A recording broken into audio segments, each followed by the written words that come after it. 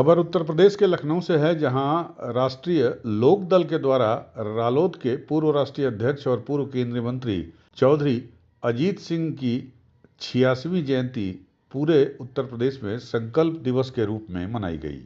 इस अवसर पर सभी जिलों में उनकी याद में श्रद्धांजलि सभा, विचार गोष्ठी, चौपाल, अस्पतालों में फल वितरण इत्यादि के कार्यक्रम करके उन्हें अपनी श्रद्धांजलि अर्पित की गई।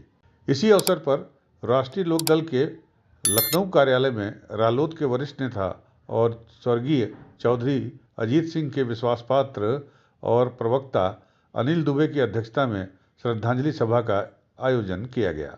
इस श्रद्धांजलि सभा में अनिल दुबे ने रालोद के अन्य नेताओं ने उनके चित्र पर माल्यार्पण करके उन्हें अपने श्रद्धासुमन अर्पित किए। उसके बाद एक गोष्ठी हुई, जिस विचार गोष्ठी का संचालन व्यापार प्रकोष्ठ के प्रदेश अध्यक्ष रोहित अग्रवाल ने किया। इस विचार गोष्ठी को संबोधित करते हुए रालोद के वरिष्ठ नेता अनिल दुबे भावुक हो गए। अनिल दुबे ने रूंधे गले से चौधरी साहब को याद करते हुए कहा कि हजारों साल नरगिस अपनी बेनुरी पर रोती है, बड़ी मुश्किल से होता है चमन में दीदावार पैदा। उन्होंने कहा कि स्वर्गीय चौधरी साहब आजीवन किसानों के हितों एवं सामाजिक एकता के लिए संघर्ष करते रहे। उन्होंने अपना संपूर्ण जीवन किसान और कमेरा वर्ग के अधिकारों की रक्षा और उनके उत्थान के लिए समर्पित कर दिया। उनको जनता का दर्द समझने की ताकत विरासत में अपने पिता से मिली थी। उन्होंने किसानों को उनकी राजनीतिक ताकत का एहसास कराया।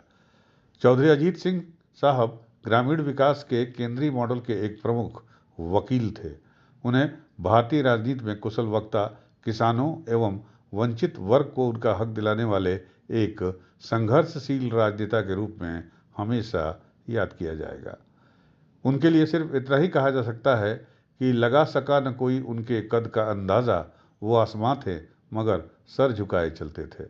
आपको बता दें, गोष्ठी को राष्ट्रीय लोकदल के राष्ट्रीय सचिव विजय श्रीवास्तव ने चौधरी साहब को श्रद्धांजलि अर्पित करते हुए कहा कि किसानों की आवाज़ को बुलंद करने वाले चौधरी अजीत सिंह ने चीनी मिलों की दूरी 25 किलोमीटर से घटाकर 15 किलोमीटर करने का काम भी किया, जिससे किसानों की आर्थिक स्थिति में सुधार हुआ और इसे हमेशा याद किया जाता है। गोष्ठी को राष्ट्रीय लोकदल के प्रदेश उपाध्यक्ष वसीम हैदर ने चौधरी साहब से प्रेरणा लेने की बात कही और ये कहा कि उनके आदर्शों पर चलकर प्रदेश और देश को खुशहाल बनाया जा सकता है।